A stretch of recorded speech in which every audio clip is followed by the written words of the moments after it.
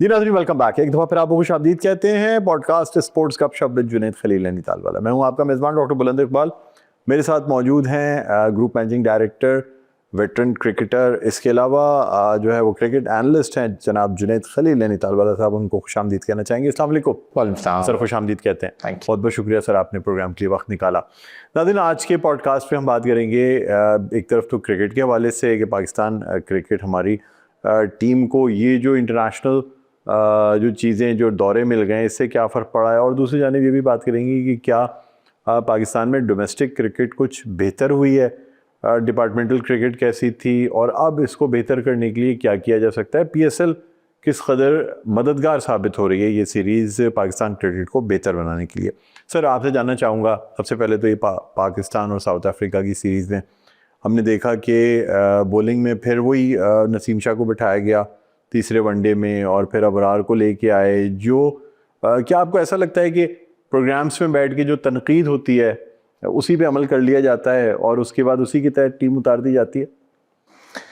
और नहीं, I don't think so कि प्रोग्राम के ऊपर जो ना वो सारी बातें होती हों। लेकिन देखिए, आपको आई थिंक सेकंड वनडे के अंदर जो बेसिकली पाकिस्तान ने टीम खिलाई उसके अंदर थोड़ी सी बेवकूफ़ी जो ना वो अब आइदर वो जानबूझकर की गई है या गलती हुई है। अगर जानबूझकर की गई है तो may be they were doing some an experiment. अगर गलती हुई तो देन बीइंग अ कैप्टन आप पाकिस्तान को रिप्रेजेंट कर रहे हैं, आप ये गलतियाँ मतलब आपको ये नहीं करनी चाहिए। अब देखें, आपने पहला वनडे खेला और आपने पहले वनडे के अंदर सबको ही पता था कि भाई शुरू में बॉल सीम होगी, स्विंग होगी, थोड़ी देर के बाद जो ना स्पिनिंग ट्रैक जो ना वो आपको सपोर्ट करेगा। और आपने इसीलिए जो ना टॉस जीत कर जो ना साउथ अफ्रीका को पहले बैटिंग जो ना कराई। आपने वही चीज़ आपको अप्लाई करनी चाहिए थी। दूसरा ये होता है कि आपका आई पर्सनली थिंक के हारिस रऊफ के ऊपर पाकिस्तान जो ना इन्वेस्टिंग टू मच, और अनफॉर्चुनेटली 6 या 7 साल पहले जो उन्होंने ऑस्ट्रेलिया के अंदर बिग बैश में किया था, आज तक वो उसी का बैठ के जो ना वो खा रहे हैं।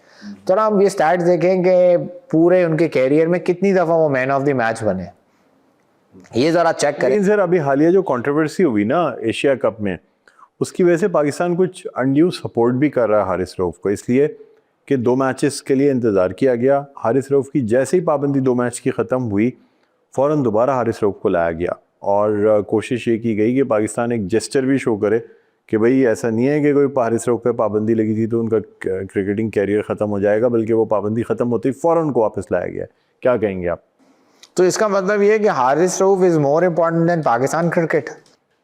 नहीं सर, पाकिस्तान थोड़ा सा इंटरनेशनली अपनी सपोर्ट शो करना चाह रहा है, जो उन्होंने इशारे किए थे और जिस पे उनको सजा। तो हम उसके चक्कर में पाकिस्तान जो ना साउथ अफ्रीका से अपनी सीरीज हार जाए, देखिए ऐसा नहीं होना चाहिए। बिल्कुल हारिस रऊफ को सपोर्ट करनी चाहिए। चलें लेट्स से कि आज जो ना उनको एक मैच खिला देना चाहिए, अगले मैचेस भी उनको साथ खिला देना चाहिए, बट आप एनालाइज करें ना कि वो टीम में या सिलेक्शन में क्यों है, मतलब कौन सा ऐसा पैरामीटर है जिसकी वजह से उनका टीम में होना इतना ज़रूरी है कि मोस्टली वो सारे मैचेस जो ना वो खेलते हैं और उसके अंदर अनपरफॉर्म्ड होकर बाहर चले जाते हैं।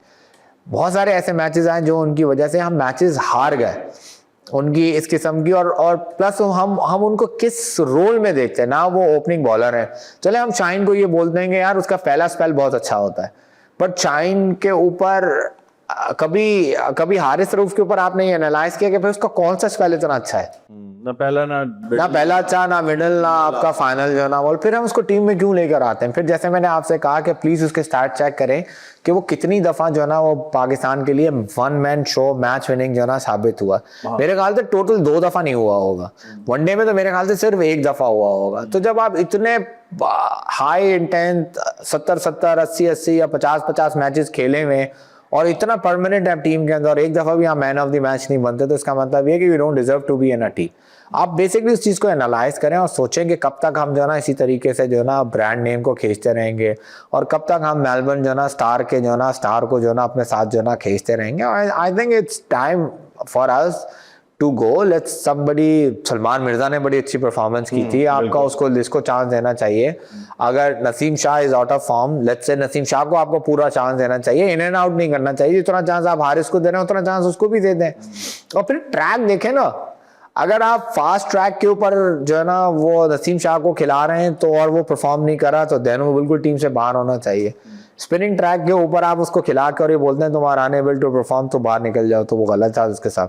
बहुत सारी ऐसी चीज़ें होती हैं जो हमें सोचना चाहिए, समझना चाहिए, और हमें याद रखना चाहिए कि there is no name bigger than a Pakistan cricket, there is no name bigger than Pakistan. ठीक है।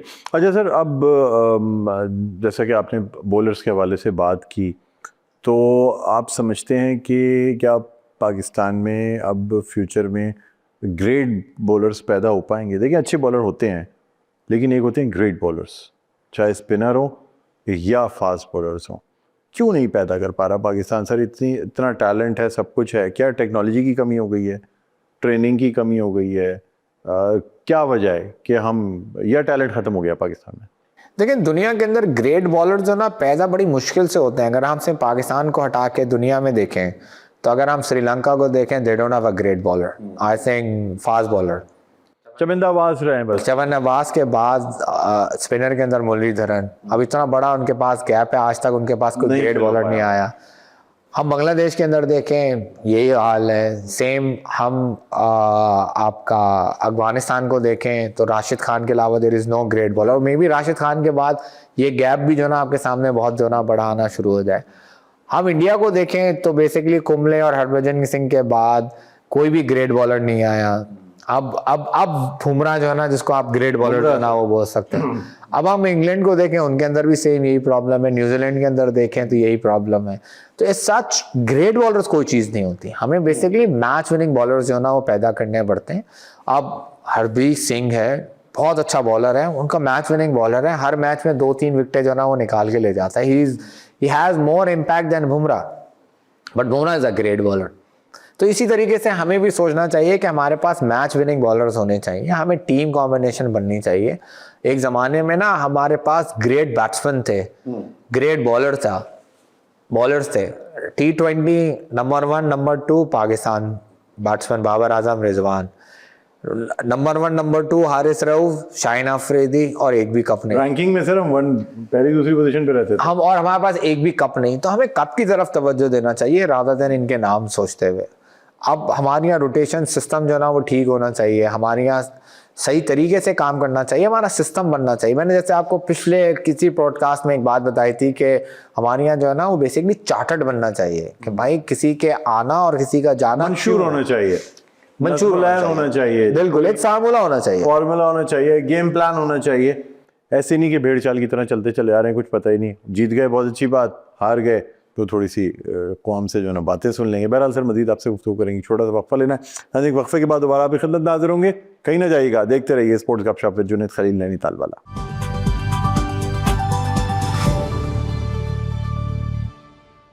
जी व्यूअर्स, वेलकम बैक। एक दफ़ा फिर आपको खुशामदीद कहते हैं पॉडकास्ट स्पोर्ट्स गपशप विद जुनैद खलील नैनीताल वाला। मैं हूं आपका मेज़बान डॉक्टर बुलंद इकबाल, मेरे साथ मौजूद हैं जुनैद खलील नैनीताल वाला।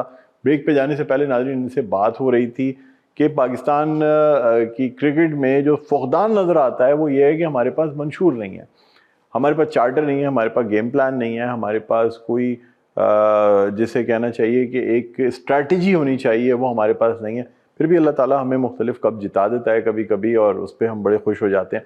सर, आपसे जानना चाहूँगा कि जो डोमेस्टिक क्रिकेट का जो पहले एक ज़माने में हुआ करता था, डिपार्टमेंटल क्रिकेट होती थी, उसकी वजह से लड़के आते थे क्योंकि एक नौकरी भी लग जाती थी और एक आमदनी का ज़रिया भी, उनके ज़रिया मुआश भी पूरा होता था। उसके बाद हमने देखा कि जी पूरा सिस्टम चेंज कर दिया गया, सारी चीज़ें बदल दी। अब वापस से कह रहे हैं नहीं, मेरे के डिपार्टमेंटल क्रिकेट को वापस लाना पड़ेगा पाकिस्तान क्रिकेट को रिवाइव करने के लिए, आप क्या कहेंगे? अगेन देखें, जो हम ब्रेक में जाने से पहले जो हमने डिस्कशन किया था कि अगेन कोई हमारा मंशूर होना चाहिए, कोई हमारा चार्टर्ड होना चाहिए। हमारे यहाँ जो है ना वो सडनली हम एक बोर्ड मीटिंग के अंदर बैठते हैं क्योंकि नया चेयरमैन आता है, उसको लगता है कि हमें ये नहीं ये करना चाहिए। ऐसा नहीं होना चाहिए। हमें अपना जो पॉलिसीज है ना उसको फिक्स कर देनी चाहिए। आज तक मुझे फर्स्ट क्लास क्रिकेट के अंदर इंग्लैंड के अंदर जो है ना वो करेक्शन नजर नहीं आई। हमें आज तक जो ना वो श्रीलंका में करेक्शन नजर नहीं आई, ऑस्ट्रेलिया में नजर नहीं आई। Pakistan is the only country जिसमें हर 2 साल के बाद जो ना वो फर्स्ट क्लास क्रिकेट का स्ट्रक्चर चेंज हो जाता है। हमारे यहाँ कभी कभी बोर्ड एकदम से बोलता है कि जी कराची खेलेगा, कराची नहीं खेलेगा। एक दिन one in A night right now जो है ना वो रीजनल क्रिकेट एसोसिएशन के कराची के चेयरमैन जो है ना रिजाइन कर देते हैं कि आपने कराची को बाहर निकाल दिया, and then they made a whole point. और कल मतलब उन्होंने जो ये चीज़ जेस्चर पेश की उसकी वजह से चेयरमैन पीसीबी जो है ना अपना पावर यूज करके कराची को वापस ले आते हैं। अब कराची क्यों बाहर हुआ था, क्यों अंदर हुआ, दोनों प्रोसीजर गलत थे। आपके पास एक चार्टर्ड होना चाहिए कि अगर कराची क्वालिफाई नहीं कर रहा था तो उनको नहीं खेलना चाहिए था, और अगर चार्टर्ड ये बोलता है कि कराची को खेलना चाहिए था तो उनको मौका क्यों नहीं दिया गया। तो वो पूरा एक रिटन जो है ना प्रोसीजर होना चाहिए और it has to be logged. तो सर अब जबकि कराची वापस आ गया है, लेकिन आप बेहतर नहीं समझते कि कराची का बाहर जाना कायदेतन ट्रॉफी के लिए ही पूरा के पूरा एक बड़ा ड्रॉबैक हो गया था? मैं मतलब I am not in a favour के कराची बाहर हो या कराची अंदर हो। मेरा एक्चुअल कहना ये है कि भाई एक चार्टर्ड होना चाहिए, एक तरीकेकार होना चाहिए, एक फार्मूला होना चाहिए। फार्मूले में अगर कराची क्वालिफाई करता है तो खेले, नहीं करता तो नहीं खेले। आप फिर बीइंग कराची इतना बड़ा नाम है, इतना बड़ा शहर है, तो सिर्फ इसलिए खेले क्योंकि उनका नाम बड़ा है? नहीं, ऐसा नहीं होना चाहिए। आपका बेसिकली एक सिस्टम आना चाहिए और सिस्टम फॉलो होना चाहिए। बट अनफॉर्चुनेटली हमारा ये सिस्टम होता नहीं है। हमें उस सिस्टम बनाना पड़ेगा। जब तक हम सिस्टम नहीं बनाएंगे हम बेसिकली अपनी क्रिकेट को मजबूत नहीं कर सकेंगे। जब जिस दिन क्रिकेट फर्स्ट क्लास क्रिकेट मजबूत होगी ना, जिस दिन वहां से प्लेयर बनना शुरू होंगे, उस दिन ऑटोमेटिकली ना आपकी टीम जो ना टियर B+ से ऑटोमेटिकली A और A+ हो जाएगी। अब आप बराबर वाले मुल्क में देखें, उनके यहाँ सिर्फ एक IPL नहीं होता, उनके यहाँ एक रीजनल टूर्नामेंट्स भी होते हैं जिसके अंदर उनके जो प्लेयर्स नहीं पार्टिसिपेट कर पाते या उनको पूरा मौका नहीं मिलता, एक आध प्रीमियम प्लेयर्स के साथ जो ना पूरी लीग जो ना कर्नाटक लीग्स होती है, दिल्ली लीग्स होती है, और उनको पूरा टेलीकास्ट किया जाता है। आपके पास स्पोर्ट्स चैनल्स हैं, उनको भरा जाता है, आपके पास अट्रैक्शन पैदा की जाती है, आपको लोग लेकर आ जाते हैं, उसकी मार्केटिंग होती है, उसकी पब्लिसिटी होती है। हमारे यहाँ सडनली एक दिन कश्मीर प्रीमियम लीग अनाउंस होती है, एक दिन सिंध प्रीमियम लीग अनाउंस होती है, एक दिन पंजाब प्रीमियम लीग अनाउंस होती है, but they are all a private vendors. मैं अगर आज जो ना वो कराची प्रीमियम लीग अनाउंस करना चाहूँ कर दूंगा, मुझे कोई नहीं सवाल पूछेगा, कोई नहीं पूछेगा, बट उसका चार्टर्ड क्या है, उसका तरीकेकार क्या है, उसको अप्लाई कैसा करना चाहिए, PCB has to step into it and basically something which PCB भी हमें सपोर्ट करे और साथ साथ हम भी पीसीबी की गाइडेंस जो ना वो लें। पूरी इसकी एक डायरेक्टरशिप हो, एक पूरा मंशूर है, एक राइटिंग हो, और जो ये मुझसे सवाल पूछे कि भाई मुझे पंजाब प्रीमियम लीग शुरू करनी है तो ये उसका फार्मूला, आप इस तरीके से काम कर सकते हैं।